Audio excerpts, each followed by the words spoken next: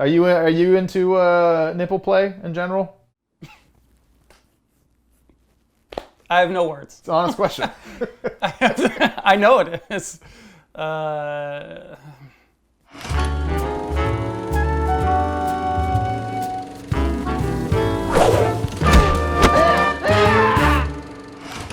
Lobster.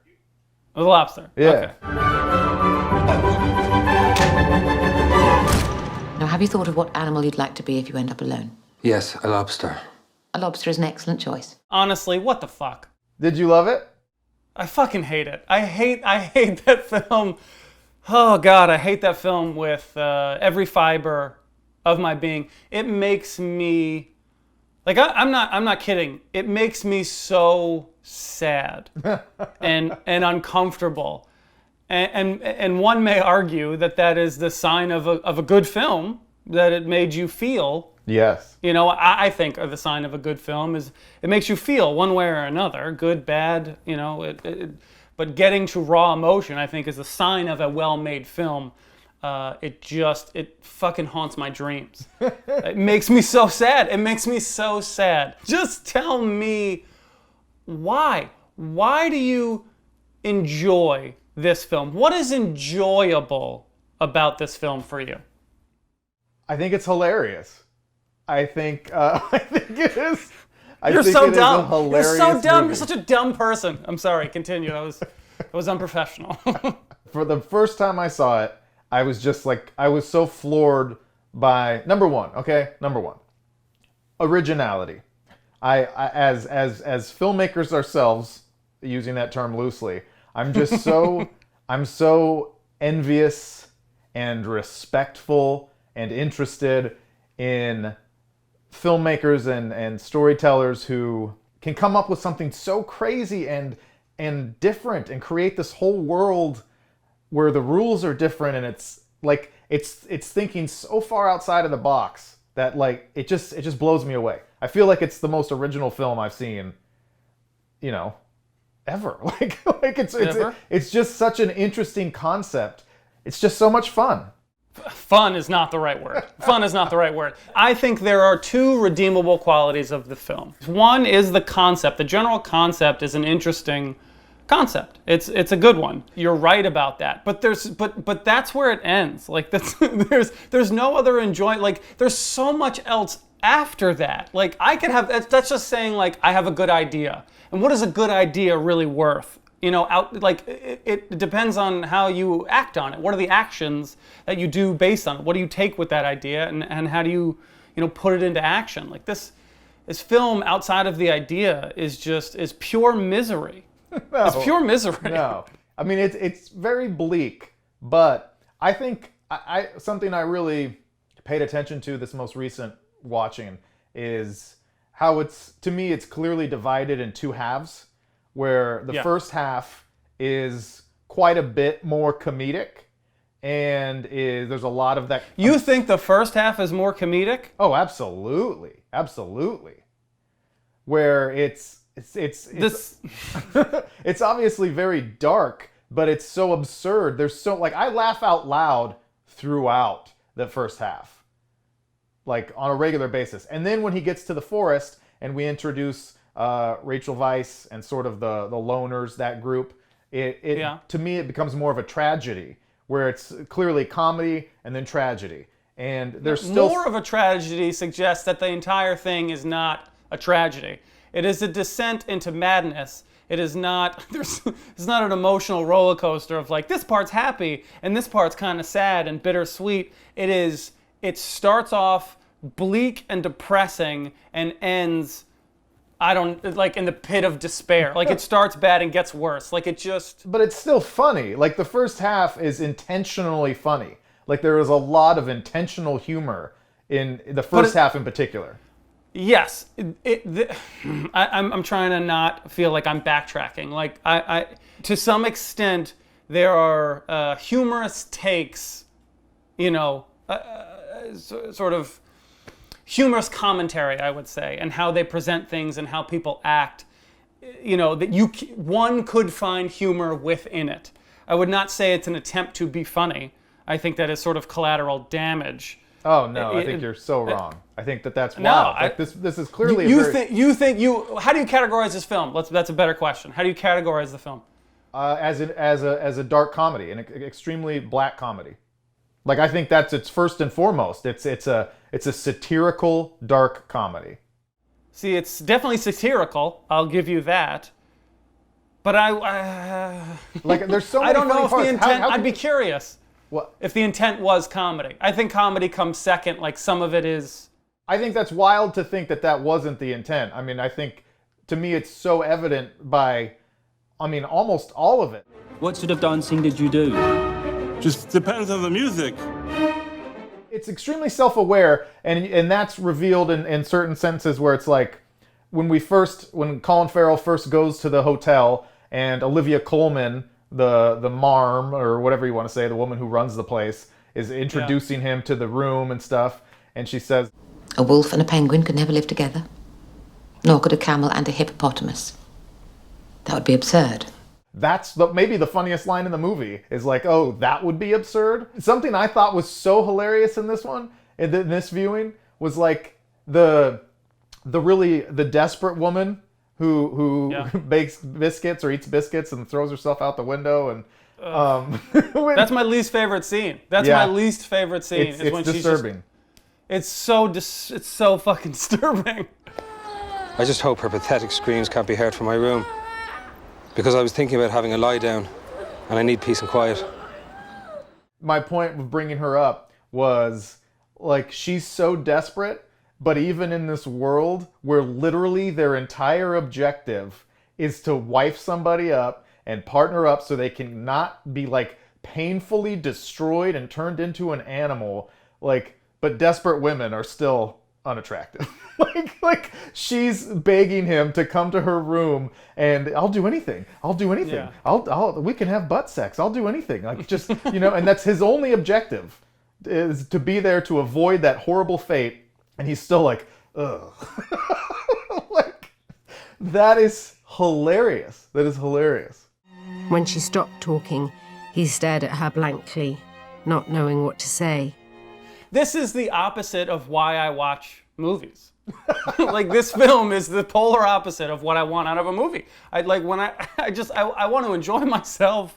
I want to be taken someplace on a ride. I want to be happy. Let me challenge you there, because you say when you watch movies you want to enjoy yourself, but that can't always be true, because there's I know that you are an extreme in many ways, because you really do mean that when you say it, because you lean towards comedy so heavily. But would you not want to watch a film like Schindler's List or something that you're not going to enjoy, but it still has such artistic merit? Yes, I'm like, we're talking about me very specifically now. I've watched this movie twice now. Yes. And I shouldn't have watched it the second time. Like, there's no reason to watch it the second time. You can do that once for educational value, for artistic value, for just to get an understanding, to broaden your horizons. And I'm not talking specifically about Schindler's List or this film, just these types of films, heavy, dark, unpleasant films. To just be bludgeoned to death with sadness and emotionally drained. That's every day for me. Why am I doing this? Why am I doing this if I could just walk outside and feel this way? It is interesting to me that you don't, that I know that you're saying you do see it to some extent, but that you don't see this as being an intentional comedy. I do. I do. I just don't want to. It's me being biased to the film. Like, I don't want to give this film the credit of being a comedy. You're like a brother to me. Oh, you're my best friend in the whole world. I don't think I'm your best friend in the whole world. What would you say the film is about? That was a question. There was another question I was going to ask you. I don't know. I don't think there's a clear enough. Like, I'm clearly not smart enough to get it. Like, that's how I feel. I think I'm Agreed. Average. We can cut it. We can cut it there. I'm an idiot. Every time I think I understand what the sort of underlining message is, it really just shows, true to form, to me, it shows all the worst parts of human life and relationships. Like it's not pro one side. Like the beginning of the film, you're like, oh my God, this is miserable that they're forcing these people. And this is sort of a metaphor for the world that we live in. Like everyone has to be in a couple and this is the way society should be because that's sort of monogamy is how we're sort of all trained to be. And this is a commentary on, oh, the other side has to be better than this shithole, right? And then you get to the other side, and that's equally as terrible. Like there's nothing good there either. And then and then it just ends. Like it's just miserable. Everything's miserable. Everything's fuck that we do, and then it ends. I don't know. It's just all lost on me. It just makes me feel like life is terrible. Accept it. Yeah, and what's wrong with that? Tell me what you think. What is the film about to you? What is the point of this misery show? I think that there are simultaneously a lot of points, like a lot of things you can point to as being sort of themes or statements. I think one of those things is it's not an accident that everyone is so stupid. I really paid more attention to that on this watching, that everyone they're just morons. They're all morons. And I think that's a huge part of this story. That's a huge part of this statement, is that, society is stupid. And that goes hand in hand with the other things. Do you really think it's stupidity? The way that they obviously act is it's almost like they're reading. It's like the way every line is delivered from every character. They all sound the same, and it's almost like a child reading. Do you think that's a reflection of him, the filmmakers, saying that these people are just dumb, or do you think that it's just an emotionless world? I kind of take it not that they're dumb, that they just live in this emotionless world without sarcasm or happiness or smiling, and everything's just very matter of fact.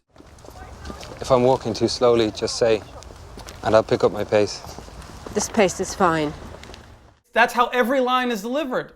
I think that can also be true. Like, I think they can be stupid, and I think it can be a very cold, emotionless world, and I think they can be kind of rehearsed, where each character is sort of just saying what they think they're supposed to say, and that childlike, very direct, simple way. And I think right there you have three probably intentional choices of how we're portraying this world, and those can all be true.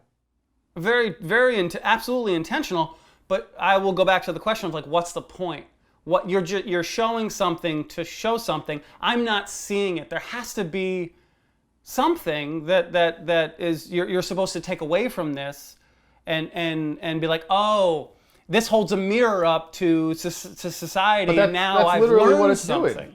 But I don't learn anything. I just learn that it's bad. Like I don't learn. But that's learning something, because there's a lot of people that might watch this and not have considered things in this way, where it's like, oh, so maybe some of our sociological institutions are a little absurd, and it takes all these elements woven together to be like, oh, this movie's telling us that society is stupid and that everything's rehearsed and that we're actually cold and emotionless, and that relationships of this traditional structure are stupid and silly, and that the expectations we put on people are unreasonable and unfair, and that we think the grass is always greener, that married people think single people are happier and single people think married people are happier, and none of them are happy. Like that's 7 things right there that are like, oh yeah, these are all observations being made by the filmmaker.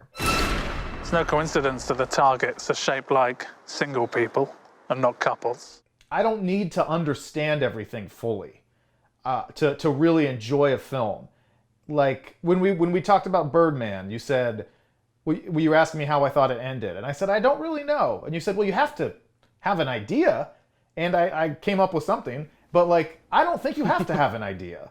I think it's okay, and some of my favorite films, Birdman, The Lobster, you don't have to know. You don't have to say this is how it ends, or this is what it meant, or this, you can just simmer in that ambiguity, and it just made you feel some type of way, and that's why you love it.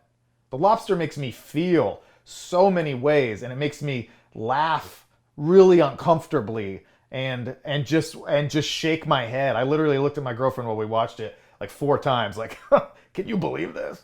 Like, that's amazing to me. That's a great film. Yeah, you're partially right. The end of what you're saying, I agree, and I said that earlier. I think the mark of a good film is just that it makes you feel strongly one way or the other. If you watch a film and feel nothing, like that's, you should have laughed, you should have cried, you should have felt happy. Like, it should impact your emotions on some level. So yes, that last part I agree with.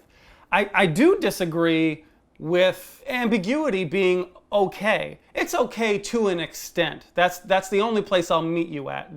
For Birdman, yeah, the ending is a little bit of a mystery, but there are enough pieces to sort of piece some sort of coherent thought process together. But the picture may look a little different when you put it all together from person to person.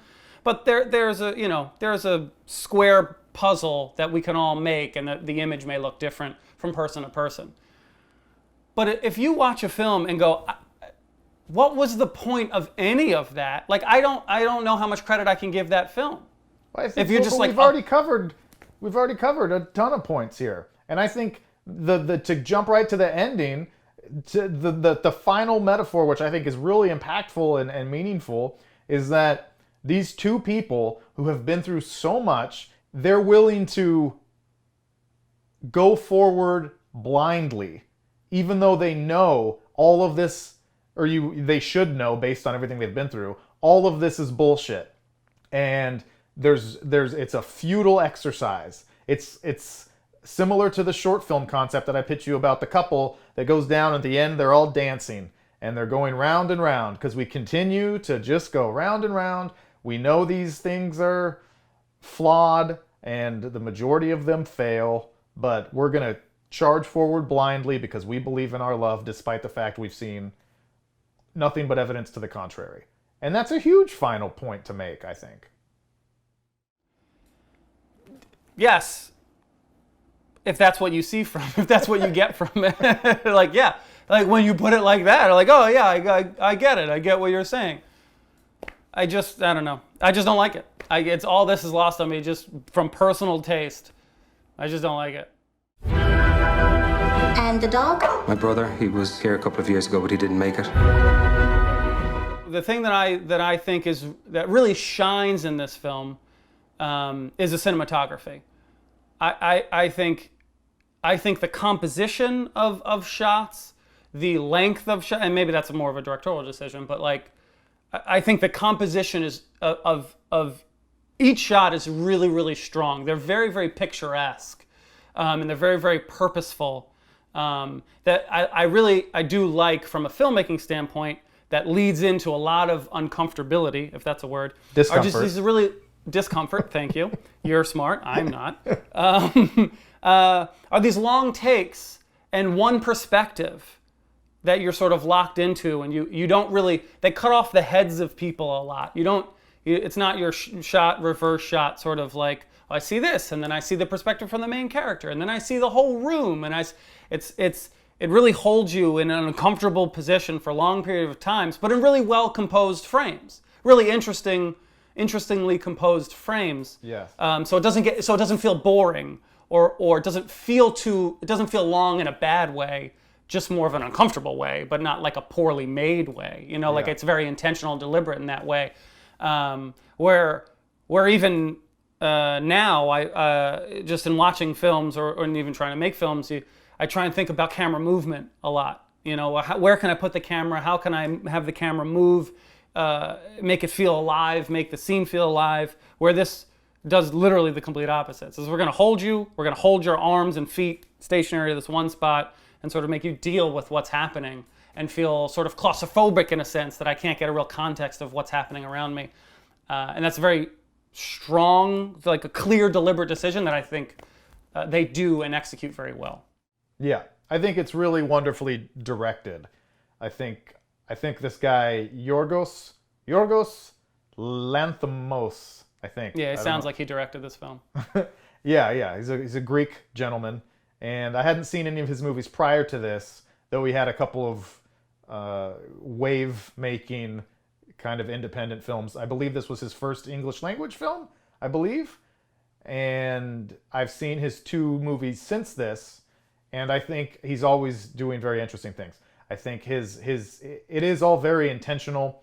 You're talking about the cinematography. One of my favorite shots that I really, again, noticed on this last viewing was when Colin Farrell is having sex with the psychopathic woman, and it's really kind of close in on her body. They're doing it missionary, and she's just kind of like glaring up at him, and he's out of frame. You don't see him, you just kind of see like part of his belly. And then at one point, like, he kind of leans in like he wants to kiss her because but he's going through this act that his soulless so that they'll match. And but his face only kind of leans into like half the top of the frame, and he's just kind of like, and then just pulls back out. Like, he's not like he thought better of it. And I just thought, like, that it's just hilarious, and it's a very brilliant little shot. But he is a filmmaker that I really have come to respect, and I always am gonna be excited when I see his name come up on a project. The performances, do you have any outstanding thoughts? No. I mean, Perfect. no, I don't, because everybody's so bland. I mean, obviously it takes talent to execute any sort of direction, but like nothing shines because it's just so everybody's the same character. Everybody speaks the same cadence, the same tone, the same, it seems it's emotionless performances. There's no range of anything. Like, I'm not, again, I can recognize that there's talent in doing it, but I'm not like excited about any of it. I really like Colin Farrell. I think he's a really good actor, and I think he is oft underrated because of he's made a lot of stinkers, and because when he first became famous, his social life was a little, he was like banging Britney Spears on a balcony. It's this wild part. Yeah, God bless him. And I respect it. Yeah. It's my favorite actor of all time. Yeah. No, but I like him, and I think he does really good here. It is difficult to gauge performances when they're all similar and they're all doing such a specific choice that is so simple, and the cadence, like you mentioned. But I really think there's some moments where he shines, especially. And one line I wrote down, which I challenge you to go back and watch again, even though it's like in the worst scene, which I'm sure is the scene you hate the most, is when the psychopathic woman kills the dog and kicks the dog to death. And then she comes into the bedroom and wakes him up, and she's got blood all over her leg. It's just so, it's very impactful. Yeah, it's awful. But then she says something like, "Would you like me to get you some coffee?" And he answers, I'd love some. And just the way he says, "I'd love some," I think is, like, I want to show that to acting classes and be like, look at everything he does while he's saying this. Because he's barely holding it together, one. Yeah. So that's a huge part of it. And he's also even more trying to hold it together because he doesn't want her to think he's going to emotionally react. But he's so hurt. He is so hurt when he says, I'd love some. It's one of the high points of the film. Such 3 words. And then also Rachel Weisz. I don't know how you feel about her. I am a big fan. From top to bottom. Oh God. I think she is a. You want to rephrase? Lovely, Do you want to rephrase woman. that at all, or you want to stick to that? Yeah. I'm from bottom to top. No, I think that's not what I meant. God damn it. I think she's a lovely woman but an extremely talented actress. She's one of my favorite working actresses, and I love everything she does. I think her role in this movie is so sad and so heartbreaking. Like, she brings me to tears just with some of her looks, where, like, even, oh God, once she goes blind, just the way she's like blankly staring off. And do you want to play another game of see, touch, guess, whatever? That is just so sad. Yeah. And she just leaves her alone out in the tree. Like, no, I'll see you tomorrow. It's just everything that she's doing just with her face alone. Yeah. The whole thing is just miserable. The whole thing It's miserable. Have you dug your own grave? Yes. Very good. I think it's very telling. Again, I just don't understand what it's supposed to be telling me, so maybe as an intelligent person you can fill me in. The whole thing is emotionless, and I don't think there's one smile for the whole film. I don't know, one bit of laughter, one bit of happiness, really, throughout the entire film. But the very last scene when the two of them are in the booth together, and he tells her to smile, and she puts on this sort of like fake, like, is this what smiling is? kind of smile, and like I don't think that's an accident. Like I think I think that's meant. To me, when I watch that, it's like a red flag of being like, oh, this is what the film's about, I think. Like, I think this is sort of like a microcosm of someone we're just going to pretend to be happy because of how absent happiness and smiling is throughout literally 99% of the film. Yeah. And then like one of the last lines of dialogue is be like, go ahead, smile now. This is what happiness is. And she like is like, am I doing it right? But I feel like it's meant to be something. I just don't know what it. Well, that is the whole saying. point of the movie. Like you're describing it is like we talked about this a little bit, but it's that we continue to go forward in these social constructs that are absurd. These social constructs on both sides of relationships and being single, but these expectations and these constructs that society that we create for ourselves makes us all miserable, and we keep blindly going forward. Boom. That's a wrap. Like that's the point. Okay.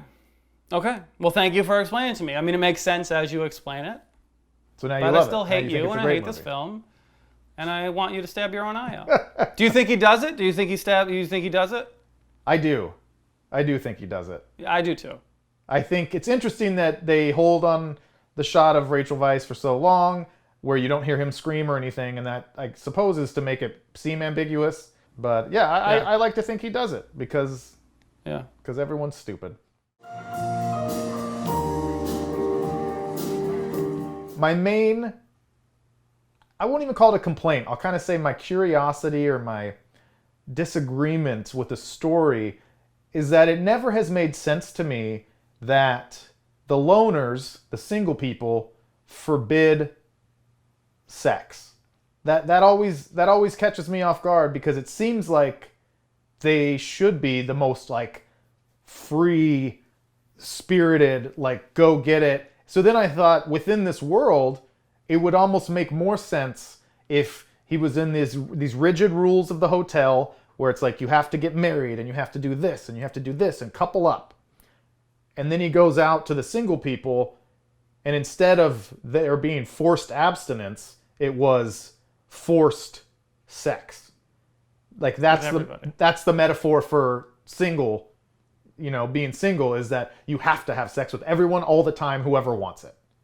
And I almost think that fits better, and it makes more sense, in my opinion, as a juxtaposition to the hotel, where it's like the irony is that he goes out there to be free, and he meets this woman who he's deeply in love with and is deeply in love with him, but they're constantly being forced to sleep with whoever has a whim that day, because that's the point. Yeah, you want to be single, you want to be free. Yeah, we're all about free love. I think that's kind of more interesting.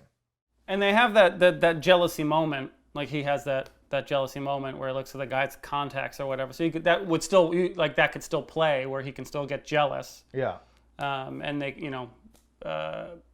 just to play devil's advocate, I assume why they made that decision is because they want to ensure that people are single. I think that's again, what do I know? But I think that's the juxtaposition. It's just a juxtaposition in a different way. When you are a couple, they are literally forcing you to be a couple. And now in the wilderness, when you're single, they are forcing you to be single and alone. And there is no gray area. And I think if they were allowed to bang everybody, it'd just be like, oh, well, someone's going to naturally sort of pair off and fall in love, so they don't want to come anywhere near it.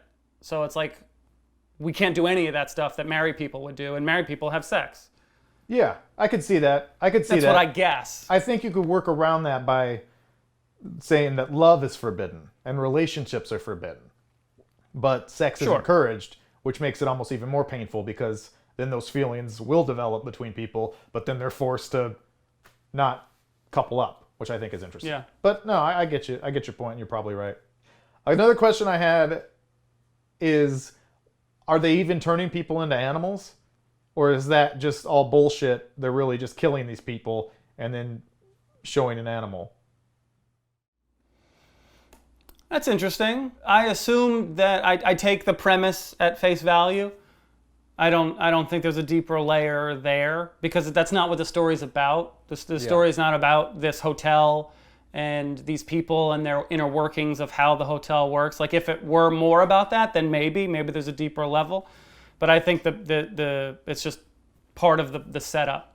Because also in that first, well, I guess you could say that she doesn't, they're just telling people. But the first scene in the movie is like the woman goes out and kills a cow or something. Yeah, but that would have been. But they could be lying about that, so you're right. So no, I don't think that. In the forest in particular, there's a lot of random animals walking around in the background. There's a camel and there's a peacock and all that. So that. I do think the camel was funny. Yeah. I did laugh a little bit. The camel just kind of it's funny. And then I also think about when Colin Farrell kills the psychopathic woman and allegedly, drags her into the animal transformation room and turns her into an animal. And Rachel Weisz's narration says, I asked him what he turned her into, and he said, that's none of your concern. And I think that's really interesting. Like, I want to know what that means. Well, they also make reference of one time, like, they're going to turn you into the animal that no one wants to be, but they don't ever say what that animal is. Mm-hmm.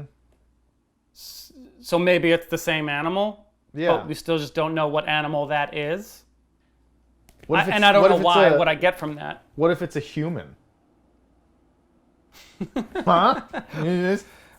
But what if it's an alien? I don't know. Like what would make you think aliens it is? don't like, what exist, evidence? Keith. Don't be absurd.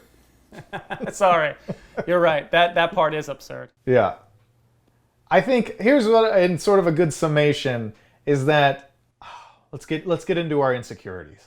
I think, as I sort of alluded to in the beginning, like as a creator, as a filmmaker, I'm just in awe of a film like this that can, if nothing else, right? Even if you hate it, you hate the vibe, can inspire conversations like this, where two people who you don't know as the filmmaker can sit and discuss all the different things that your film might be saying.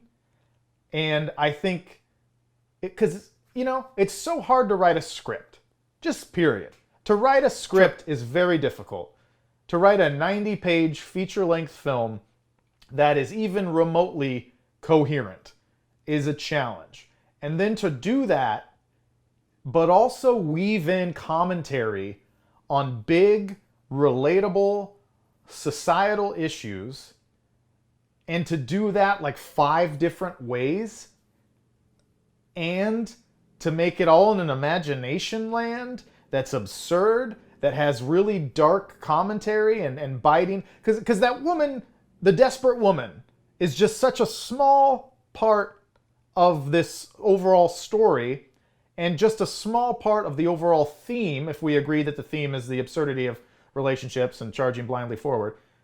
But it's like, to even have the intellectual wherewithal to include that as a part of this, like, everything is so smart. And I just think that's so hard, because I've written a dozen screenplays, 3 of which are any good, and even those are so formulaic. Like, they're so by the numbers. And I just respect this kind of art so much. And I know that's mad corny, but if nothing else, it excites me I want to be inspired by something like this. I don't disagree. I think the goal, at least when I make shitty films, I like to make things that create conversation. I want to be a little bit more definitive, and maybe that's why you think I'm so heavy-handed with most of my stuff. But I like there to be a point and a statement that I'm trying to make, even though I may be trying to present both sides of a coin. and portray, initiate conversation to say, oh, I didn't see it from that perspective, but ultimately the filmmaker is saying this. That is, I think every filmmaker should aspire to make films like that, because I know that's what I like to do, or what I aspire to do. And yes, this film does do that. So you give it credit for that, but you take all that credit away because it's like dying by 1,000 paper cuts for 2 hours. Hilarious paper cuts.